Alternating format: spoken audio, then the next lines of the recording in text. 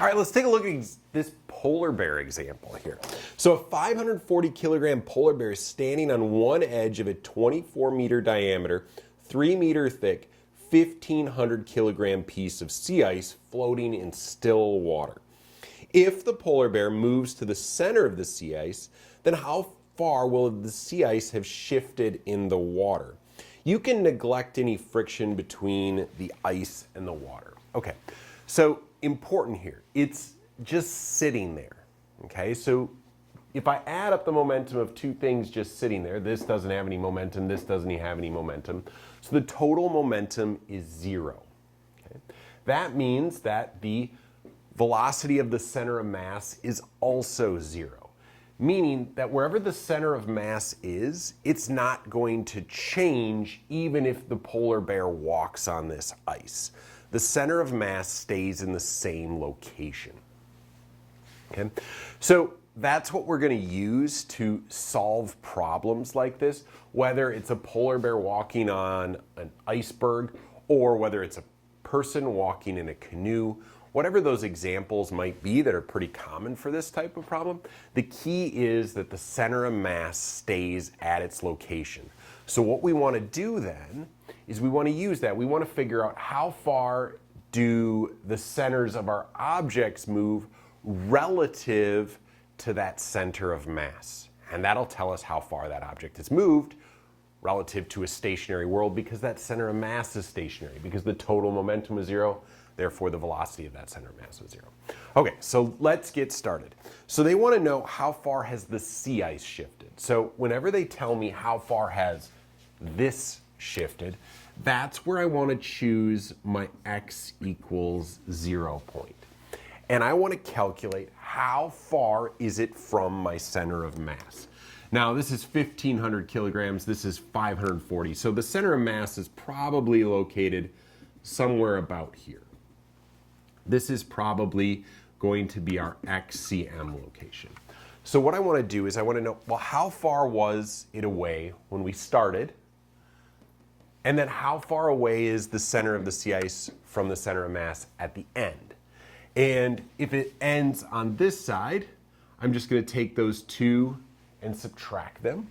If it ends on this side, well, it's going to move all the way to the center of mass plus that next. So I need to figure out how far is it relative to that center of mass before and after, and then use that information to figure out how far it's moved overall. All right. So let's start by solving for XCM. Where is XCM relative to the center of the sea ice? I want to figure out what is this distance here. And so I go m1 times how far away it is from my 0 point, and so m1 is right there, so it's 0. m2, oops, that's a plus sign there, plus m2 times how far away it is from the center of the sea ice. So this is our relative point, so x equals 0. And so this thing was 24 meters in diameter, so that means the polar bear sitting on the edge there is 12 meters away, all divided by m1 plus m2. Okay. So we plug these numbers in. We're going to take our 540 times 12 divided by my 1,500 plus my 540. This will tell me the center of mass location, which is 3.176 meters away. So I know that this distance here, right there, is going to be 3.176 meters. Okay. Now we want to see, all right, let's set up the new scenario. The second situation is now if the polar bear has moved to the center of the sea ice. Okay. So if it's moved to the center of the sea ice, I can kind of figure out then that if it's moved to the center of the sea ice, that both of them are going to be right on the center of mass because they're at the same location. Okay. So now I know that I want to find the center of mass relative to this point, so I can plug in x equals 0 there. And I find out that doing this, XCM, I'm going to get m1 times 0 plus m2 times 0, all divided by m1 plus m2. Okay, equals 0 meters. So how far has this blue dot moved relative to that red line that's stationary in space? Well, it's moved 3.176 meters. Okay, so let's change it up a bit. Let's try and change this so that maybe it's not going to be 0 at the end. Let's do a little extra bit here.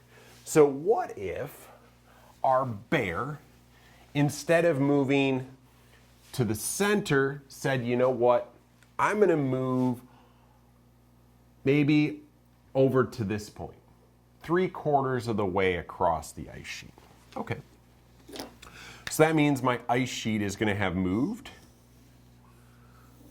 a little more, and then here's my bear sitting here. Okay, so those are my two centers. Again, this center of mass has not moved. So I need to figure out, and maybe it wasn't the best drawing, how far this is. Because I'll be like, okay, the center moved 3.176, and then it moved past that some other distance, and I want to add those two numbers together. Okay, so I said this was at like 3/4 the length.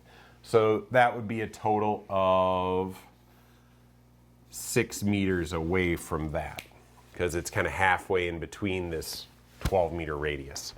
Okay, so again, choose our x equals 0 point at the center of the object that we're trying to figure out how far it moves, because what we want to do is we want to figure out how far is this.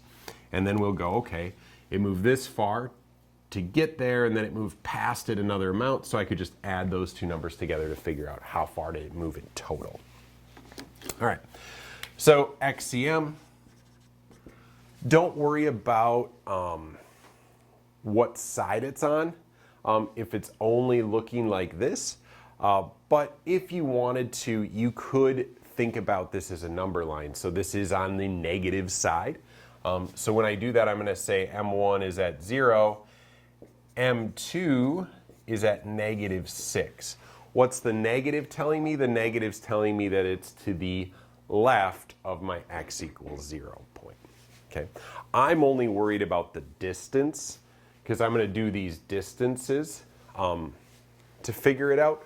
But if you wanted to be very, mathematical, you could find these as positives and negatives, and then just do a simple displacement, final minus initial, and you could figure out how far it's moved and in what direction it's moved.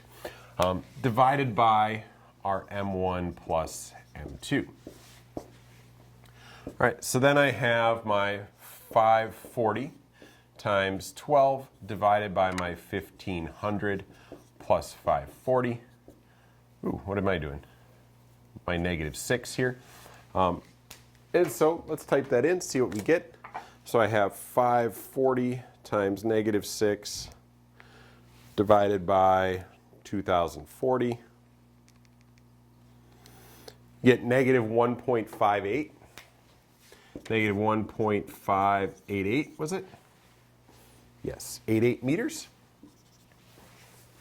And so we know that we moved this far to get there, and then we have to add this one on. The other way, of course, to do that is to find your displacement, final -1.588 minus your initial, which was at 3.176. So you figure out how far that is. It's kind of a funky way to do it, but this will have the flipped direction because we're figuring out how far the center of mass moved relative to the center of the ice sheet. So then we're going to go ahead and 3.176. I don't know if that's an exact number. I doubt it. We get something like -4.76. So delta x equals -4.76 meters. But since we're trying to find how far the ice sheet moved relative to the center of mass, not how far did the center of mass move relative to the ice sheet, we got to flip the direction. So it has moved 4.76 meters to the right. Okay, as opposed to if it just was the original one where it went to the center, it moved 3.176 meters to the right. There you go.